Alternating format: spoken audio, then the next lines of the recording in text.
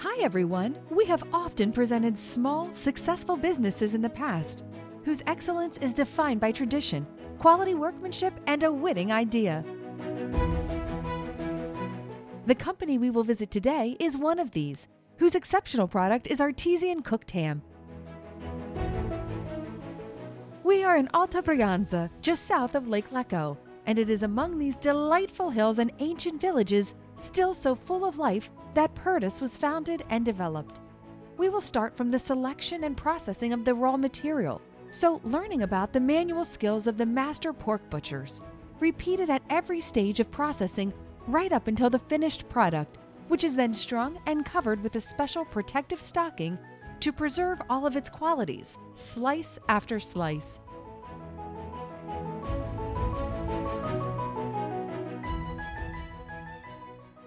We will then learn about a genuinely innovative product, cooked ham made from Cinta Senese pork leg, a bet waged by the Manzoni brothers, which has given life to a truly high-quality product.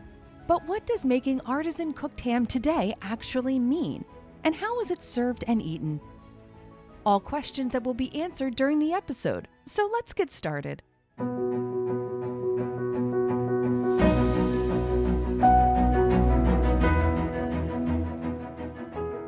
Like I promised, today we will talk about artisan cooked ham, an Italian product par excellence that we have come to discover in the province of Lecco in Olgiate Molgora, to be precise, where the Manzoni family has been running the Purtis Artisan Ham Factory for 35 years.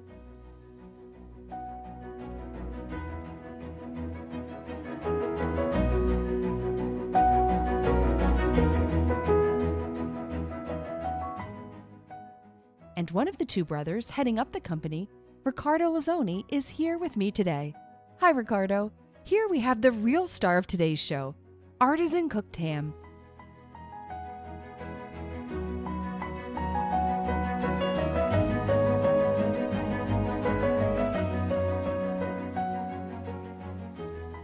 So let me ask you right away.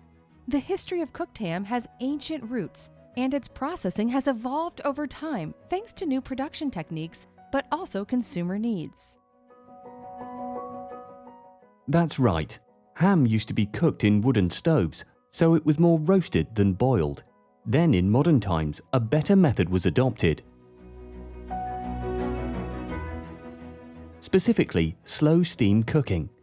Essentially, new consumer demands have made it necessary to eliminate certain functional ingredients such as polyphosphates, milk derivatives, gluten, and glutamate. We also worked on a new product, which, remarkably, is even without any added sugars. It's called Il Manzoni, and it has very particular characteristics.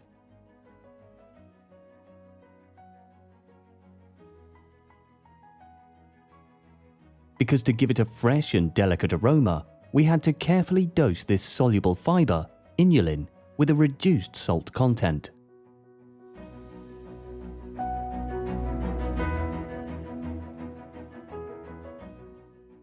Why did you want to create an artisan cooked ham without added sugars? I initially came up with the idea because I had hereditary problems with high blood sugar levels, so I studied this type of product because I didn't want to give up on my cooked ham. But developing this type of ham took a lot of research. Absolutely. It took a very long time to get close to something that would actually satisfy me.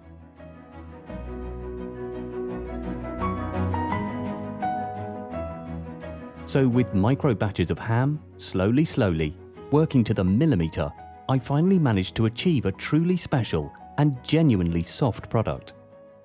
Indeed, and here it is, Il Manzoni. Speaking of which, where does its name come from? Its name derives from the fact that Purtis is located on Manzoni's territory, so we thought it would be nice to pay homage to Alessandro Manzoni, naming it after him. Another peculiar feature of this ham is its stocking and stringing. The protective and resealable stocking helps to maintain the product's qualities during handling, so it protects and further enhances even its visual appeal.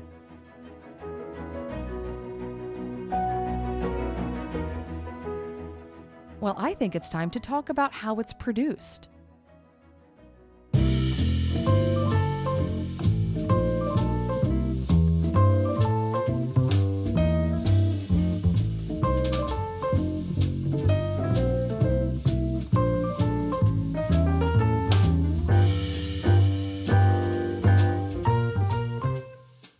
The primary material is a heavy, fresh, carefully selected leg of Italian pork. It is delivered to us with the bone, with the femur. I should point out that the other leg you can see, which belongs to the Sinte Senesi Doc Consortium, but we'll talk about that later.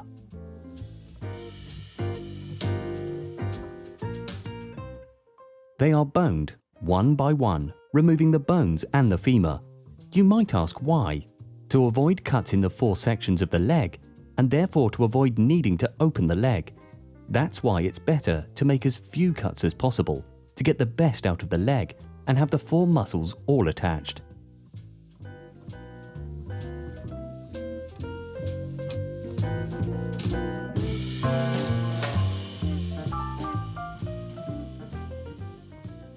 So after trimming, we have 4 different muscles. Exactly, we have 4 different muscles, but all attached to each other, which will then be clearly defined when the finished product is cut. It will be possible to see and recognize all 4. This is indicative of a genuinely whole leg. And this operation can only be done manually. You can't use machines because they would be imprecise. And this is where experience comes into play. Exactly. See, our operators have been with us for 24 years, so they have considerable experience. They are coordinated by Mario, our head of department. So the masters have boned and trimmed the leg. So what comes next? Now we start preparing the brine. And there's a secret here too, right? Yes, there is. I'll tell you the ingredients, but not the quantities. Okay, well, I tried. So what are these ingredients? The brine has a soluble formula. We use water, we use salt, we use functional ingredients, a few preservatives and natural flavorings.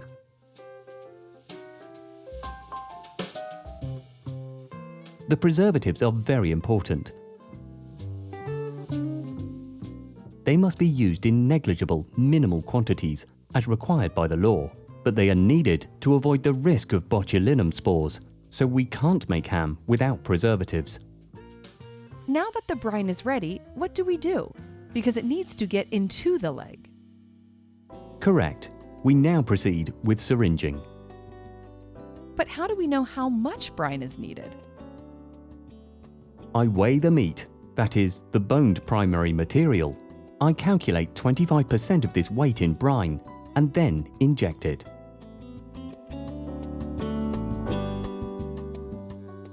Then, once injected, the product needs to be massaged or churned, because this brine needs to be efficiently and completely distributed for the best yield when cut.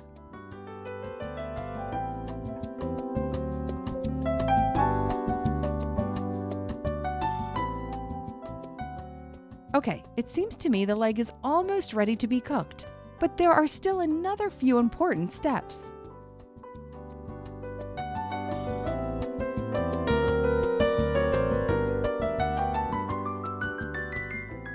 The operator takes the product from the churn and starts working the leg for it to be molded.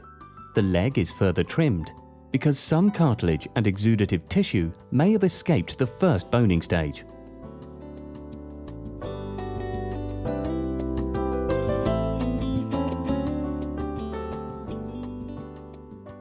So another grooming. And so now the churned product needs to be inserted in the mold.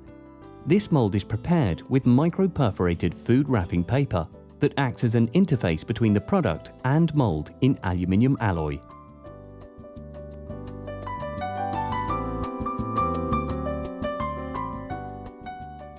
Why are these molds so important? These molds are very important because they compact the 4 muscles again. The cover, which is fitted with springs, is pressed at a force of 800 kilograms. These springs continue to work during the cooking stage, pressing evenly on the product, which consequently experiences a weight loss, which we mentioned earlier.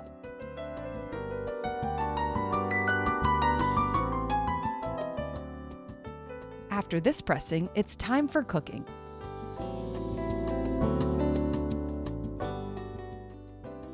The cooking is slow and needs to reach a peak of 71 degrees, so we take slightly heavier ham, which becomes the gauge, so to speak, so it determines how long the entire batch of hams will be cooked. The fact that it is slightly heavier means all the other hams will be evenly cooked.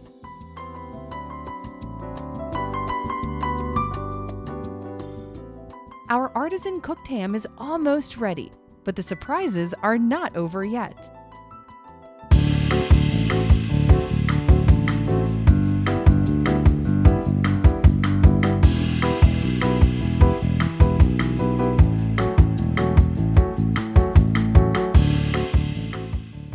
Here we continue learning about the production process for artisan cooked ham at the Purtis factory in the province of Lecco.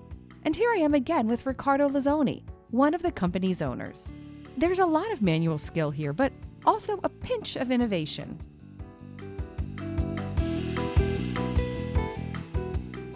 That's exactly right.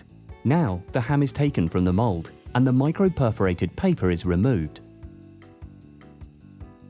One of the operators will then even out the edge created by the lid and mold using a knife. It is then passed on to another operator, who covers it with this protective and resealable elastic stocking. Once the stocking has been inserted, it is strung to keep it properly adhered to the product. The mold has internal ribbing, and during cooking it impresses a groove into the ham, which is used to position the string during tying.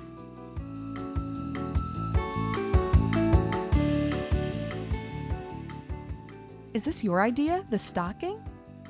I came up with this idea to help the user, who often handles the finished product and therefore might unintentionally transmit a bacterial load or the flavors of other products.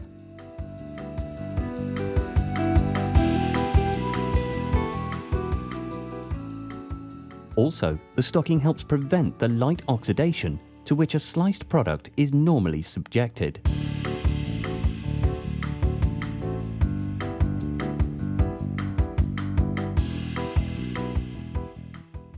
We've seen how this artisan ham came to be, and now it's ready to be served on our tables. But in a balanced diet, where does this cold cut fit in? We asked Emanuela Mapelli, an expert and nutritionist. Cooked ham is one of the best cured meats we can eat, so as part of a varied and balanced diet. Because it is lean, rich in protein, vitamins, and mineral salts. Lots of vitamins. Vitamin B12 is essential for the body to function properly. Vitamin E, and precious mineral salts such as selenium, zinc, magnesium, and manganese. But it's also great for children's diets. In fact, we can easily give it to our kids as a snack with some wholemeal bread or fruit.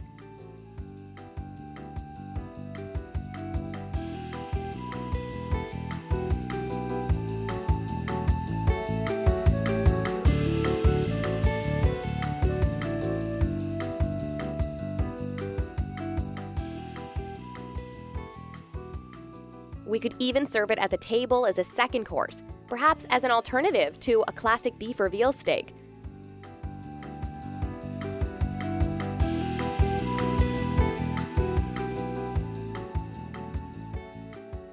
In particular, the ham we're seeing today has a reduced sugar content and is therefore highly recommended for people with diabetes. There is in fact a considerable amount of fiber in this ham, inulin in particular, which is a very valuable fiber for intestinal health, but also anybody with cardiovascular problems because it helps cleanse the arteries of bad cholesterol.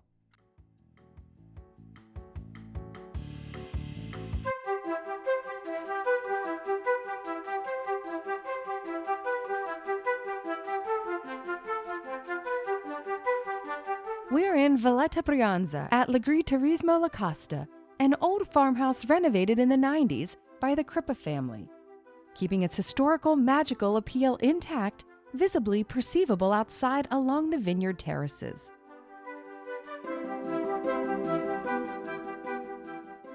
My friends, this is the perfect setting in which to tell you about Riccardo's latest challenge, another artisan cooked ham that brought him all the way to Tuscany. I came to Tuscany because I was curious about a certain pig, which was part of the Cinta Senesi DOP consortium, and I was looking for someone willing to sell me a few legs so I could try a few things on this particular breed of pig. The Cinta Senesi lives in a wild or semi-wild state. Every hectare of woodland has 10 animals at most, so its meat is very particular and of extreme quality. It is mostly used for Cinta Senesi DOP, prosciutto crudo, and I wanted to have a go at cooking it.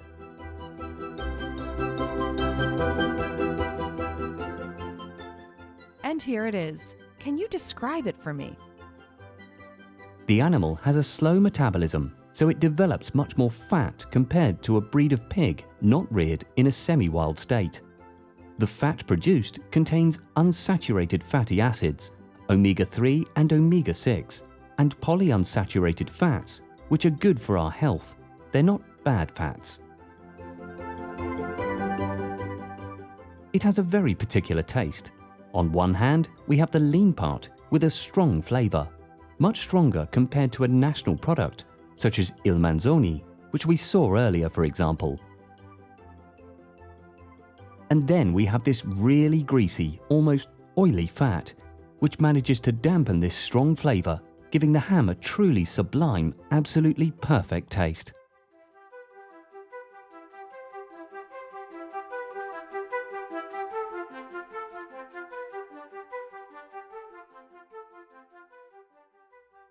Thank you, Riccardo. At this point, I would say all we need to do is sit at the table and try it for ourselves.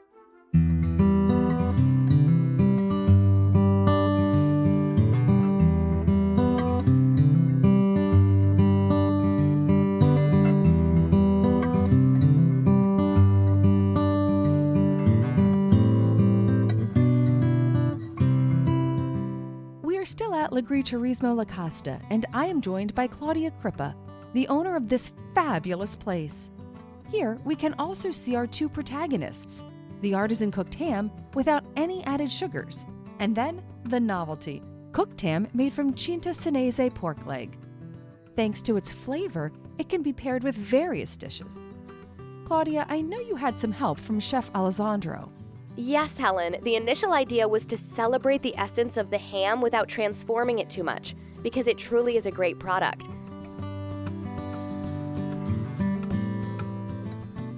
The most classic pairing is with focaccia, with a little Montevecchia goat's cheese, but we localized the focaccia a bit.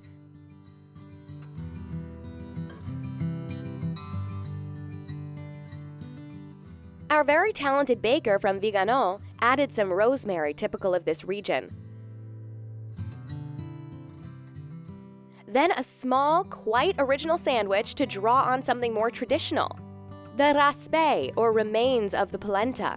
When polenta was made in a copper pot, this crust would remain attached to the bottom, which was then removed. It is crunchy and absolutely delicious. But nowadays we bake it in the oven, which is a little healthier. The final result is a millefeuille of sorts with our ham, a little mayonnaise, and lastly, a touch of sorrel. Our territory is full of spontaneous herbs, which we collect during the spring.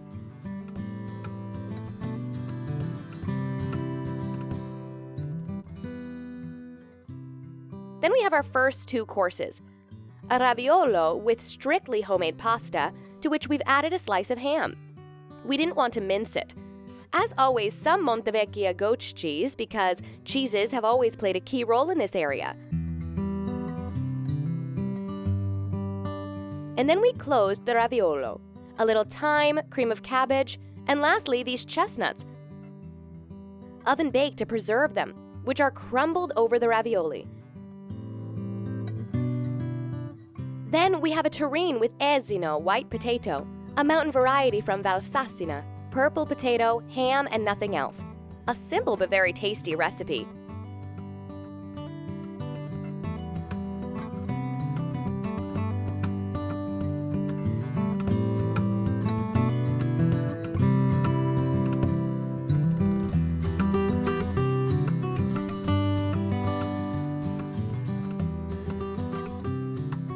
In this dish, on the other hand, the ham is paired with your products. This is the ham with a bit of sweet and sour radicchio, some very fresh ricotta. The freshness of the ricotta contrasts the sweetness of the ham.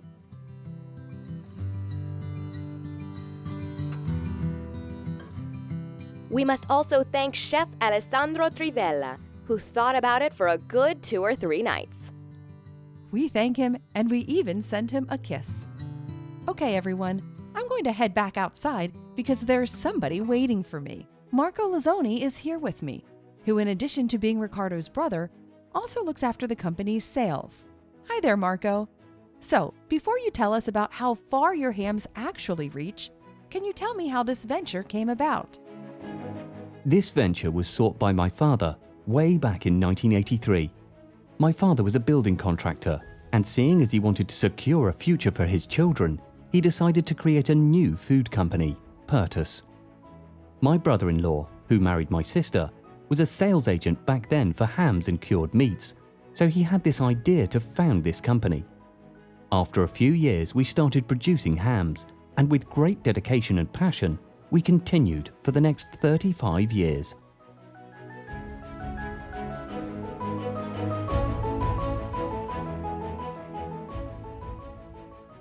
Marco, you have yet to reach the foreign market, but today we have been able to verify firsthand the artisan quality of your work, and we have seen a product boasting all the qualities of Made in Italy.